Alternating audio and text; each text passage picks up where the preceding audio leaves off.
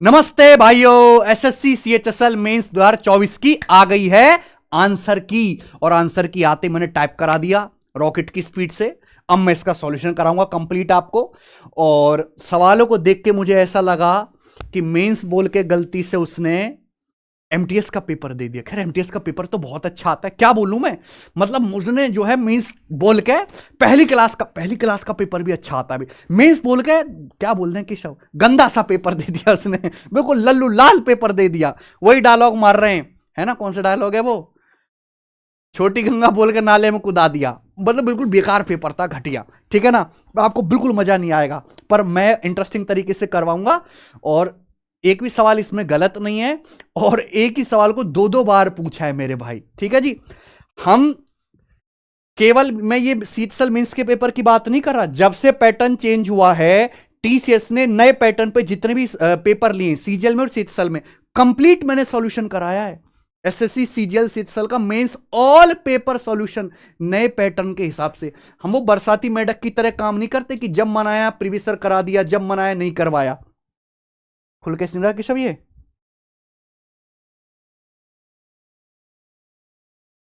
ये देखो आप, सीएचएसएल पिछले साल के और सीजल मेंस कंप्लीट मैंने पेपर सॉल्व करवा रखा है मेरे भाई। ठीक है ना। तो कोई भी एग्जाम होता है एसएससी का खासकर, उसकी आंसर की आते ही सबसे पहले हम यूट्यूब पे अच्छे अच्छे सवालों का सॉल्यूशन करवाते हैं आपके लिए, क्योंकि हमें बहुत मजा आता है भैया बच्चों को चीज देने में, प्रीवियस के अच्छे सवाल छांट के करवाने में, मेहनत करने में। ठीक है दोस्त, चलो। तो अब सीएचएसएल के सवालों को करेंगे। आप शुरू से लेकर आखिर तक देखना। अगर आपने ये वाली वीडियोस नहीं देखी हैं, आपका मींस का पेपर है जैसे सपोज सीजीएल का, तो आप इन क्लासेस को जरूर देखना। ठीक है, सारे सॉल्यूशन करवा रखे मैंने। आ जाओ। एक दूध विक्रेता के पास 75 लीटर गाय का, 45 litre stomach milk, 30 litre full cream milk है। These should be kept in different trays in such a way that each tray contains equal quantity of milk and two type of milk should not be mixed in one tray. तो भैया इनको tray में इस प्रकार से रखना है कि हर ट्रे में सेम क्वांटिटी दूध हो, और किसी भी ट्रे में दो टाइप का दूध मिक्स नहीं होना चाहिए। Minimum number of tray required to store all the milk. सारा दूध रखने के लिए कम से कम कितनी ट्रे की आवश्यकता होगी। भैया हमारे पास 3 वैरायटी का दूध है, अगर मुझे कम से कम रखना है मेरे भाई, कम से कम ट्रे में दूध रखना है बिना मिक्स किए, तो मेरे भाई मुझे ट्रे का साइज मैक्सिमम लेना पड़ेगा। हमें ट्रे का साइज मैक्सिमम लेना पड़ेगा, और मैक्सिमम साइज का मतलब इन तीनों का एचसीएफ, हाईएस्ट कॉमन फैक्टर, ऐसी संख्या जो 75 को भी डिवाइड करे, 45 को भी डिवाइड करे, 30 को भी डिवाइड करे, 15 लीटर। यानी कि अगर मैं 15-15 लीटर की ट्रे लूंगा तो मेरे भाई बहुत आसान नंबर है। तो कोई भी एक ट्रे में दो टाइप का दूध मिक्स नहीं होगा, और कम से कम ट्रे लगेंगी। 75 लीटर गाय का दूध है, 15 लीटर की कितने ट्रे लगेंगी? 5। 45 लीटर दूध में 15 लीटर की 3 ट्रे लगेंगी। 30 लीटर दूध रखने में फुल क्रीम 15 लीटर की 2 ट्रे लगेंगी। तो ट्री हो जाएंगी यहां पे आपकी 10। 5 3 8 तो 10 आंसर। अगला, find the value of this. आपसे इसकी वैल्यू पूछिए। सेटसल मींस का सवाल है ट्रिग्नोमेट्री का। कॉसेक ए -1 इंटू कॉसेक ए +1 हो गया कॉसेक स्क्वायर ए -1, कॉसेक स्क्वायर ए -1 कॉट स्क्वायर ए, कॉट स्क्वायर ए, सेक स्क्वायर ए -1 टेन स्क्वायर ए। अब टेन कॉट एक दूसरे के उल्टे होते हैं, टेन स्क्वायर ए कॉट स्क्वायर ए, तो 1 हो गया, 3 है, ये 1 हो गया। और आप जानते हैं कॉसेक स्क्वायर ए माइनस कॉट स्क्वायर ए 1 होता है, 1 गुणा 4 4 हो गया, तो 3 + 4 7। 7 इस सवाल का आंसर है। देख लो यार, क्या करूं मैं, मजा भी नहीं आ रहा मुझे। सवाल नंबर 3 ये देखेंगे, सीएचएसएल मेंस 2024 का। एबीसीडी एक ट्रपेजियम है, एबीसीडी के समांतर है, तो ये होता है ट्रपेजियम। ई और एफ एडी बीसी के मिड पॉइंट हैं जो समांतर भुजाएं नहीं है। ई एफ ए बी के समांतर है, तो इस ए बी 28 है, सी डी 18 है, तो इस हिसाब से ट्रिपेजियम बना लेते हैं ए बी सी डी। अब ए डी और बीसी के मिड पॉइंट है ई और एफ, एडी का मिड पॉइंट ई है, और बीसी का ये जो मिड पॉइंट है वो एफ है। और बोला एडी बीसी पैरेलल साइड नहीं है, यानी कि पैरेलल साइड कौन सी बन गई? ए बी और सी डी। ए बी की लंबाई 28 है, सी डी की लंबाई 18 है। तो आपसे पूछा ये ईएफ की लंबाई क्या होगी? ईएफ की लंबाई, हालांकि ये डायग्राम बनाना भी क्राइम है भाई। ये जो लंबाई होगी डायरेक्ट थ्योरम है ईएफ, इन दोनों का एवरेज होगी 18 प्लस 28 का जो एवरेज आएगा मेरे भाई वो आ जाएगा 23, जोड़ के आधा कर दीजिए। 23 सवाल का आंसर है, बी ऑप्शन इस सवाल में कुछ भी नहीं था भाई साहब।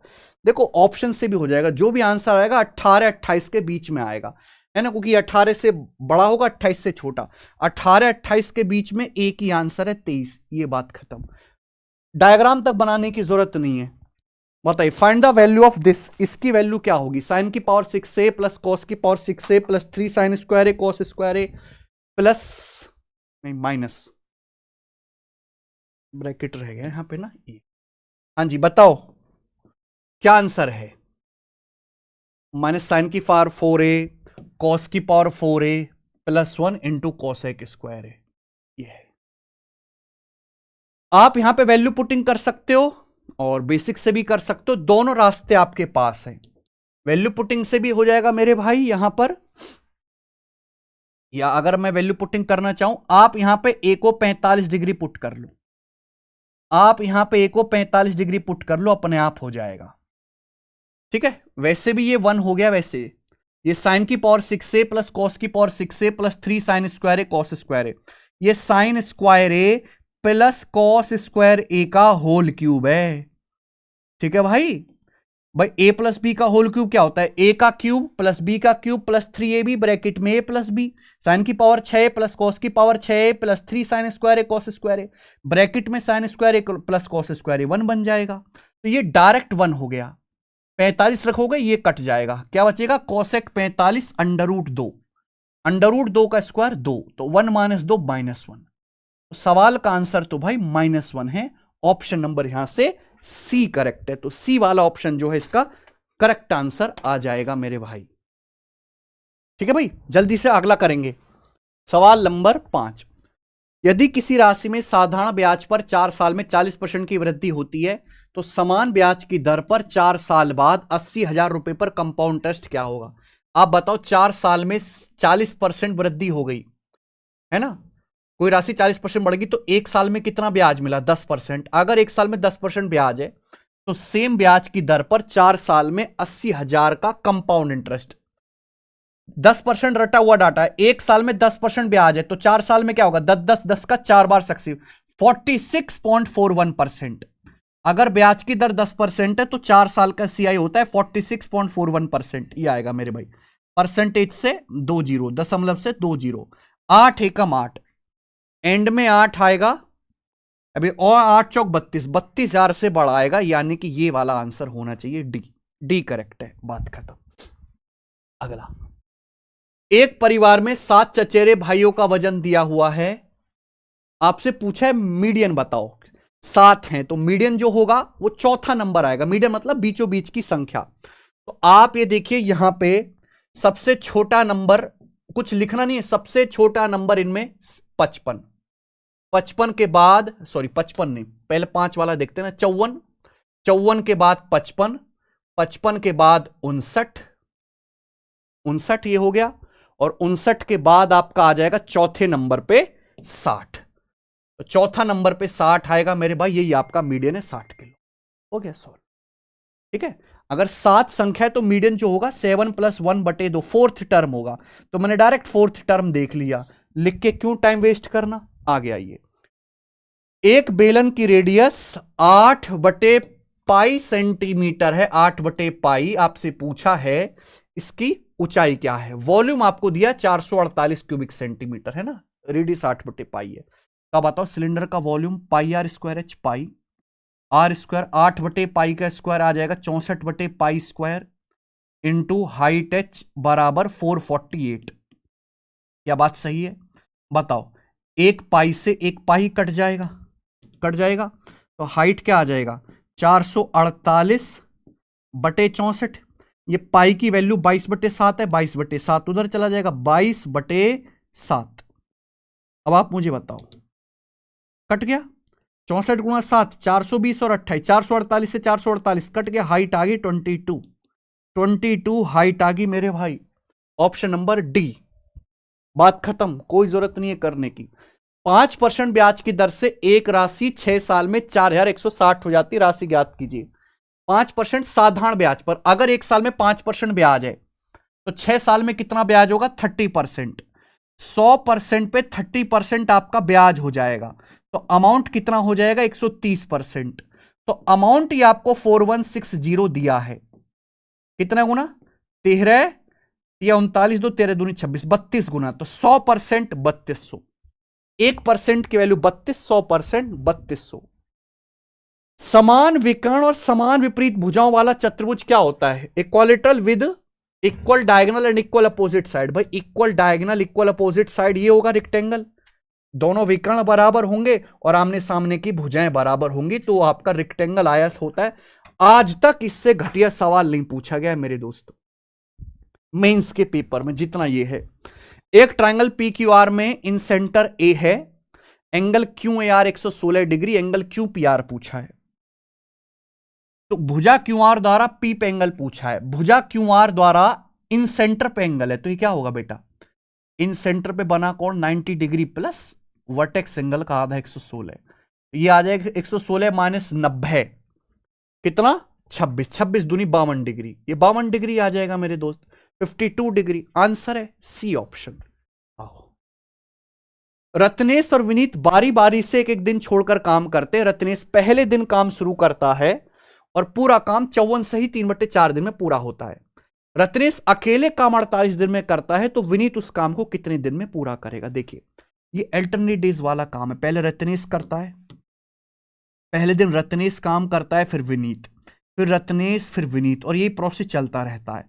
यानी कि हर 2 दिन में सेम पैटर्न मिलेगा, हर 2 दिन में।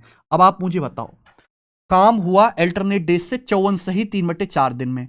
अगर 54 दिन होते तो 27 दिन रत्नेश करता, 27 दिन विनीत करता, अगर 54 दिन होते। लेकिन दिन है 54 सही 3/4, तो अगला जो 3/4 है वो किसने किया होगा? रत्नेश ने। यानी कि रत्नेश ने कितने दिन काम किया है? 27 चौक 108 और 3 111/4 दिन। रत्नेश ने 111/4 दिन काम किया। ऑप्शन से भी उठा सकते हैं। और ये कौन है? विनीत ने 27 दिन काम किया।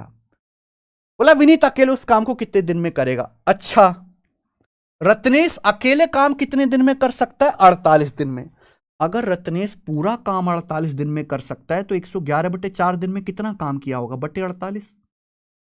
ये 3 से जाएगा 37 बार और ये जाएगा 16 बार, 37/64। 37/64 काम रत्नेश ने कर दिया। तो बचा काम किसने किया होगा? विनीत ने। टोटल 1 होता है, 1 में से 37/64 घटे 27/64, तो 27/64 काम किया है विनीत ने। कितने दिन में? 27 दिन में। तो विनीत पूरा काम कितने दिन में करेगा? 27 काम 27 दिन में, पूरा 64 काम 64 दिन में। तो विनीत पूरा काम 64 दिन में करेगा। ये तरीका आप ऑप्शन से भी सवाल उठा सकते हो, ऑप्शन से भी, उससे भी हो जाएगा। ये मैंने आपको पूरा सॉल्व करके दिखा दिया, जो मुश्किल नहीं है।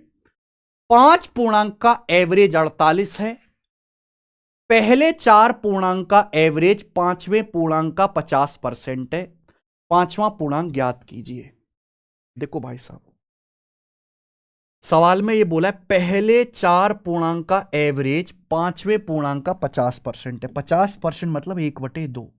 अगर 5वां पूर्णांक 2 है तो पहले 4 पूर्णांकों का एवरेज 1 है। एवरेज 5 पूर्णांकों का एवरेज 48 है। 5 पूर्णांकों का सम क्या आएगा बेटा? अब बताओ, पहले 4 पूर्णांकों का एवरेज 1 है, योग कितना होगा? 4। अगर 5वां पूर्णांक 2 है तो +2 करेंगे तो ये आएगा 6, सम आ गया। ये 5 पूर्णांकों का सम आ गया। अगर 5 पूर्णांकों का एवरेज 48 है तो 5 पूर्णांकों का सम कितना है? 5 से गुणा, तो आ जाएगा 1 की वैल्यू 40, 6 48, 1 की वैल्यू 40 आ गई 40। 5वां पूर्णांक पूछा है 2, 2 की वैल्यू 80। 80 सवाल का आंसर है। चाहे तो आप एवरेज को बराबर कर दो, चाहे 5 पूर्णांक के सम को बराबर कर दो, दोनों से आ जाएगा। एक कंपनी में काम करने वाले कॉमर्स, साइंस, आर्ट्स जो हैं वो कितने हैं? 40, 60, 40, 80 और 60 है। If this data is represented by A pie chart, अगर इसको हम पाई चार्ट से दिखाएं तो corresponding angle for post graduation in commerce,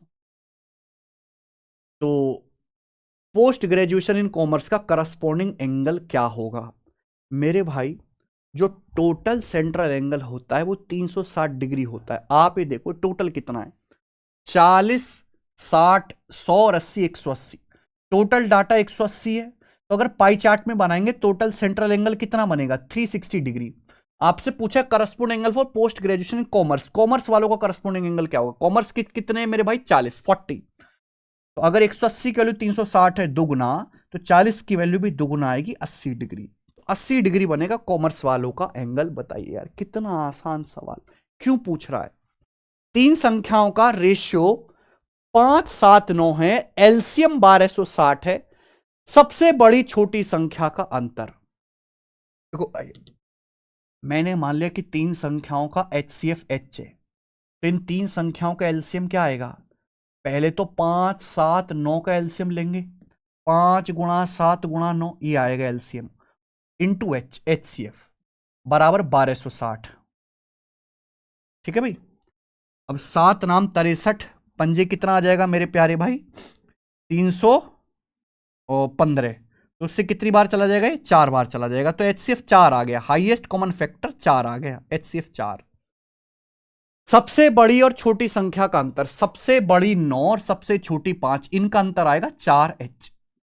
H का मान 4 आया है, तो 4 चौक 16, 16 आंसर है। ये रहा ए ऑप्शन। हटाइए सवाल, हटा दीजिए। 2400 मीटर की दौड़ में तरुण हरि को 60 सेकंड से स्टार्ट देता है, फिर भी तरुण जो है हरि को 40 सेकंड से हरा देता है। हरि की स्पीड 6 मीटर पर सेकंड है, तो तरुण की स्पीड बताओ। सपोज यहां से एक रेस हुई, 2400 मीटर की रेस। तरुण बोला, तरुण हरि से, भाई हरि भाई 60 सेकंड तक तुम दौड़ो, यानी कि हरि 60 सेकंड तक दौड़ते रहा, 60 सेकंड तक खुद। तब तरुण ने दौड़ना शुरू किया, फिर भी तरुण ने हरा दिया 40 सेकंड से, यानी कि अगर रेस यहां पे खत्म हुई है तो मैं ये कह सकता हूं कि जो हरि है केवल इतना ही दौड़ पाया, हरि केवल इतना ही दौड़ पाया, यहां से यहां तक, यहां से यहां तक, और तरुण ने पूरी रेस खत्म कर ली, पूरी रेस, है ना। हरि अब भी 40 सेकंड से हार गया, हरि को अभी भी 40 सेकंड और लगेंगे रेस खत्म करने में। अब आप मुझे बताओ, अगर हरि की स्पीड 6 मीटर पर सेकंड है, तो हरि को ये, अगर हरि पूरी रेस दौड़ेगा, पूरी रेस, तो हरि को 2400 मीटर दौड़ने में पूरी रेस को कितना समय लगेगा? 6 मीटर पर सेकंड की स्पीड से 400 सेकंड का समय लगेगा हरि को। ये हरि को पूरी रेस में टाइम लगेगा, पूरी रेस में। आप बताओ तरुण को कितना टाइम लगेगा? भाई तरुण ने क्या किया है, 60 सेकंड तक हरि को अकेले दौड़ने दिया, यानी कि तरुण 60 सेकंड कम लेगा। तरुण ने हरि को 40 सेकंड से हराया, यानी कि 40 सेकंड और कम, यानी कि तरुण जो है वो 300 सेकंड में रेस खत्म करेगा, 300 सेकंड में। तरुण 2400 मीटर जाएगा 300 सेकंड में, तो तरुण की स्पीड आएगी 2400 बटे 308, 8 मीटर पर सेकंड, डी ऑप्शन। आइए, दो गोले की रेडियस 4:5 के अनुपात में वॉल्यूम का रेशियो क्या होगा? वॉल्यूम हो गया रेडियस का क्यूब, रेडियस 4:5 के रेशियो में इसका क्यूब कर देंगे 64, 125। यार क्यों पूछ रहा है भाई, शर्म भी नहीं आ रही एग्जामिनर को, पता नहीं। सवाल है मेरे दोस्तों आपके सामने 17 मेंसुरेशन का, शीतल का। एक खिलौना बनाने के लिए एक बेलन के सिर पर एक अर्धगोला जुड़ा हुआ है। देखो ये सवाल थोड़ा ठीक है, इज्जत करेंगे इसकी। एक खिलौना बनाने के लिए एक बेलन के एक सिरे पर अर्धगोला जुड़ा हुआ है, बेलन के दूसरे सिरे पर एक शंकु जुड़ा हुआ है। बेलन, शंकु और अर्धगोले की उभयनिष्ठ त्रिज्या 4.2 है। बेलन की ऊंचाई और शंकु की ऊंचाई 7 सेंटीमीटर है। खिलौने का आयतन, तो जैसे एक खिलौना बना रहे हैं हम, गंदा सा खिलौना बनाएंगे मेरे भाई, ये इस तरीके से। ये बेलन है, बेलन के एक सिरे पर ऐसे अर्धगोला है और एक सिरे पर ऐसे शंकु है। अब इसका आयतन आपसे पूछा है, तो तीनों का वॉल्यूम ऐड कर दोगे, आ जाएगा। ठीक है, आंसर देखो डेसिमल के बाद 3 डिजिट तक जा रहे हैं, है भाई। अब यहां पे जो रेडियस दी है 7.2 दी है, 7 सेंटीमीटर दी है। गोले की रेडियस, गोले का वॉल्यूम होता है अर्धगोले का 2/3 पाई आर क्यूब, 3 से 4.2 कट भी रहा है। ठीक है, तो इसका मतलब मैं ये कह सकता हूं कि जो भी आंसर आएगा वो 22 से कटने वाला होगा। भाई पाई की वैल्यू होती है 22/7। अब 7 तो कट जाएगा बटे का 7, क्योंकि रेडियस 7 की मल्टीपल है, लेकिन आंसर वॉल्यूम में पाई आएगा, पाई में आता है 22/7, 22 मतलब 11 का मल्टीपल आंसर होना चाहिए। 8 3 11 5 16, 8 का डिफरेंस, ये 11 से नहीं कटेगा, 3 8 8 3 11 और 13, ये 11 से नहीं कटेगा, 6 2 8 7 15, 7 6 13 2 15, 11 से कटता है, सी ऑप्शन। 7 2 9 9 5 14, 6 2 8 5 13, 11 से नहीं कटता, सी ऑप्शन 11 से कटता। मैं क्यों मेहनत करूंगा, मेरे पास टाइम नहीं है, वेरी बिजी। यदि एक व्यक्ति की उम्र उसके 3 बच्चों की उम्र के योग का 4 गुना है, 6 साल बाद उसकी उम्र तीनों बच्चों के योग आयु के योग की दुगनी हो जाएगी, तो उस व्यक्ति की प्रेजेंट एज बताओ। प्रेजेंट एज, एक आदमी की उम्र तीनों बच्चे की आयु के योग का 4 गुना है, यानी कि मैंने मान ली कि तीनों बच्चों की आयु का योग x है, तो उस आदमी की जो उम्र है वो 4 गुना है 4x। अब 6 साल बाद आदमी की उम्र क्या होगी, 6 साल बढ़ जाएगी, 6 साल बढ़ जाएगी। अच्छा, अगर तीनों बच्चों की उम्र अभी x है तो 6 साल बाद क्या होगा, तीनों बच्चों की उम्र 6 साल बढ़ जाएगी, तो तीनों बच्चों की उम्र बढ़ जाएगी 18 साल। अगर अभी तीनों की उम्र का योग x है तो 6 साल बाद होगा x + 18।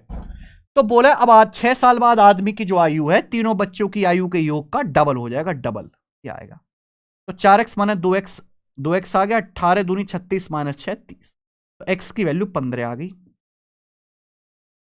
x 15 है, आदमी की प्रेजेंटेज 15 चौका 60 है, तो इसका आंसर 60 साल है, बी ऑप्शन। आइए, एक घन का सरफेस एरिया 1728 है, इसका वॉल्यूम क्या होगा, 1728 मतलब 12 आ रहा है, वॉल्यूम में मेरे दोस्तों 9 जरूर आएगा, 9 का मल्टीपल देख सकते हैं आप, यहां पे आंसर सारे ही हैं, सॉल्व करना पड़ेगा।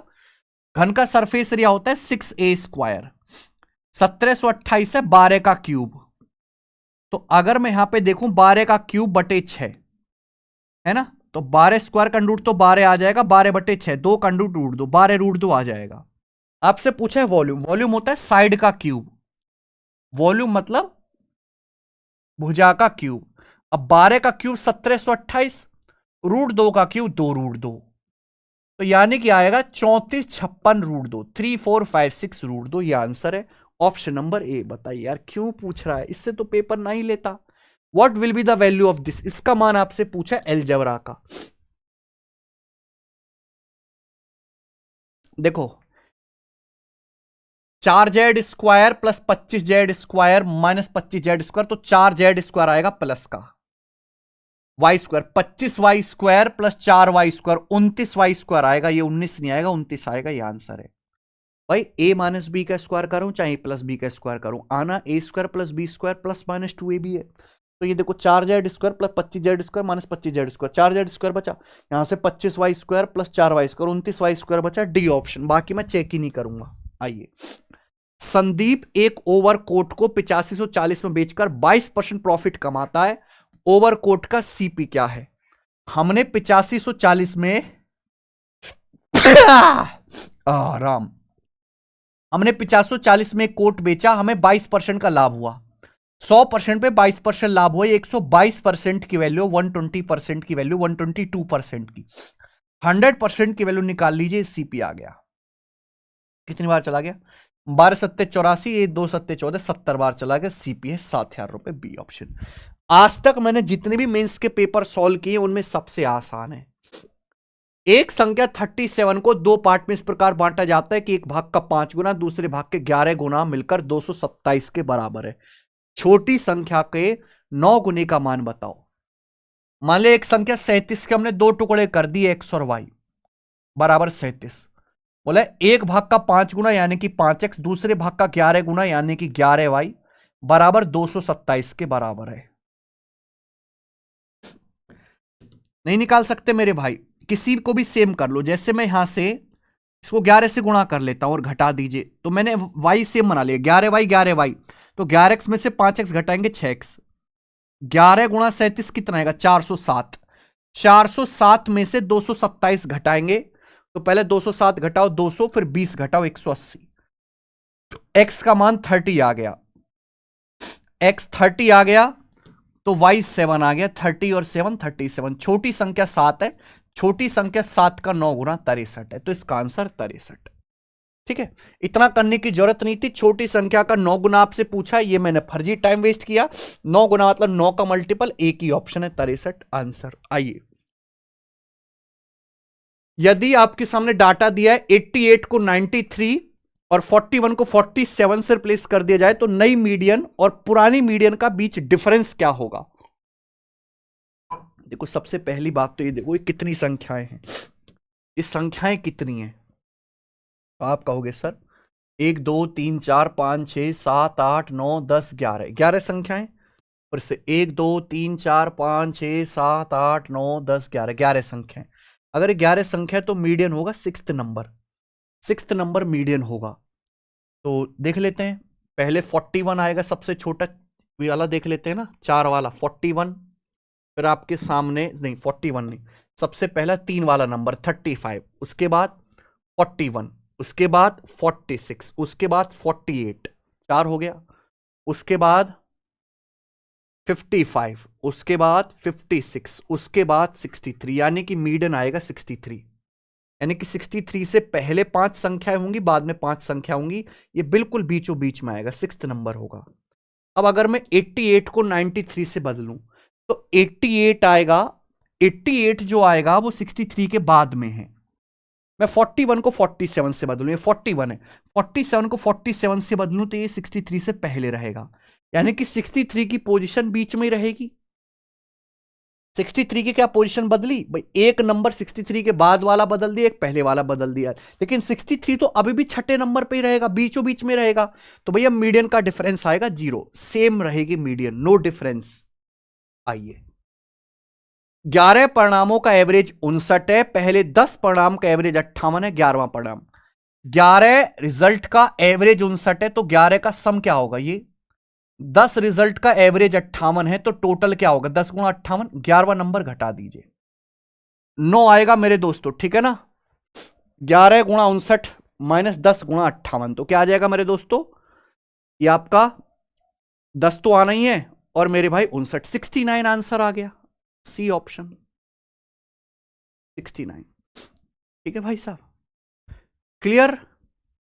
ये देखो, ये सवाल आया है, सेम सवाल भाई, ये सवाल देख रहे हो आप, सवाल नंबर 24 और सवाल नंबर 25 सेम है, सेम क्वेश्चन, सेम डिट्टो। पता नहीं क्यों, क्या कमी पड़ गई थी है? हम टेस्ट बनवाते हैं अपनी वेबसाइट पर, टेस्ट रैंकिंग पे 100 रुपया पर क्वेश्चन देते हैं बच्चों को, है? क्या तुम्हें 100 रुपया भी नहीं मिला एग्जामिनर सवाल बनाने का? जो तुमने एक ही सवाल को 2-2 बार डाल दिया। प्री के पेपर में तो चलो हो भी जाता है, मेंस के पेपर में क्यों? चलो बच्चों, इसका आंसर करके आप बताना मुझे जल्दी से। ठीक है जी, 25वां हो गया। अगला, एबीसी ने 7 मिलकर एक बिजनेस शुरू किया। ए ने 12 महीने के लिए 7,000 रुपए, बी ने 10 महीने के लिए 8,000 रुपए, सी ने 6 महीने के लिए 12,000 रुपए का इन्वेस्ट किया। ए एक्टिव पार्टनर था, इसलिए उसे 20% of profit as is remuneration, उसे टोटल प्रॉफिट का 20% मिल गया भाई, क्योंकि वो एक्टिव पार्टनर था, एग्जीक्यूटिव मेंबर था। ठीक है जी, टोटल प्रॉफिट जो है एक साल के एंड में 14,750 है। तो आपसे सी का शेयर पूछा है। देखो, प्रॉफिट जो है वो इन्वेस्टमेंट और टाइम के रेशियो में बांटा जाएगा, है भाई। ए ने एबीसी, ए ने 12 महीने के लिए 7,000 रुपए लगाए, तो 12 सत्ते 84,000 है भाई। बी ने 10 महीने के लिए 8,000 रुपए, तो 8,000 गुणा 10 80,000। सी ने 6 महीने के लिए 12,000, तो 12 चिंग 72,000, 72,000। तो एबीसी ने पैसा किस रेशियो में इन्वेस्ट किया है? 3 जीरो तो चला ही जाएगा, उसके बाद 4 से 21 20 और 18, 21 20 18 आ गया। एबीसी को जो प्रॉफिट मिलेगा इस रेशियो में मिलेगा 21 20 18, है ना। इन्वेस्टमेंट और टाइम के रेशियो की गुणा कर देंगे। अच्छा एक बात बताओ, एक साल में टोटल प्रॉफिट हुआ 14,750 का, जिसमें से ए एग्जीक्यूटिव मेंबर है, उसने 20% ले लिया, 100% में से 20% ले लिया, तो बचा 80%, 80% बचा, 80% बांटा जाएगा। 80% मतलब 0.8 ये बांटा जाएगा। अब इसमें से सी को कितना मिलेगा? तो भाई सी को मिलना चाहिए 18 unit out of total. Total कितना? 21 18 39 और 20 59। ठीक है जी, तो दशमलव से जीरो चला ही जाएगा, 59 से, हे भगवान आजा ठीक, 59 दूनी 118, कितना बचा मेरे दोस्तों? ये बच जाएगा आपका 118 और 20 होता ये जो है 29 बच जाएगा 295। तो 59 पंजे 295। अब 25 अट्ठे 200, 200 गुणा 1800, 18 3600 आ गया आंसर। चलेंगे, ये सवाल है आपका 27वां। एक डाइस को 2 बार फेंका जाता है, एक सिक्के को 3 बार उछाला जाता है। डासे पर पासे पर प्रत्येक बार 5 और कॉइन पर हर बार हेड आने की प्रोबेबिलिटी क्या है? Find the probability of getting 5 on each time on the dice and the probability of getting heads on coin each time. देखो, डाइस फेंकना, कॉइन फेंकना बिल्कुल इंडिपेंडेंट इवेंट है, एक दूसरे से कोई लेना देना नहीं है। अगर एक डाइस को हम 2 बार फेंकेंगे, एक बार फेंकेंगे 6 कॉम्बिनेशन, 2 बार फेंकेंगे 6 का स्क्वायर कॉम्बिनेशन हो सकते हैं। ठीक है भाई, 5 आना है मेरे भाई। अगर हम एक बार डाइस उछालते हैं तो 5 आने की प्रोबेबिलिटी 1/6, एक बार और करेंगे तो 1/6, ये आ गया। अगर हम एक कॉइन फेंकते हैं तो कॉइन पर हेड आने की प्रोबेबिलिटी क्या है? या तो हेड आएगा, टेल आएगा, 2 में से 1, फिर 1/2, फिर 1/2, यह आएगा। दोनों इंडिपेंडेंट इवेंट है तो मल्टीप्लाई। तो 36 अट्ठे 1/288 सवाल का आंसर है। निहायत ही आसान सवाल। पिछली बार तो प्रोबेबिलिटी के सवाल अच्छे थे। एक आर्टिकल का मार्क प्राइस 2800 है, 15/8 5% की छूट पर बेचा जाता है, सेलिंग प्राइस क्या होगा? मार्क प्राइस है 2800 रुपीज, 100% पे 15% डिस्काउंट दिया तो बेचा कितने में? 85% में। 100% में से 15 घटाएंगे, 85%, 0.85।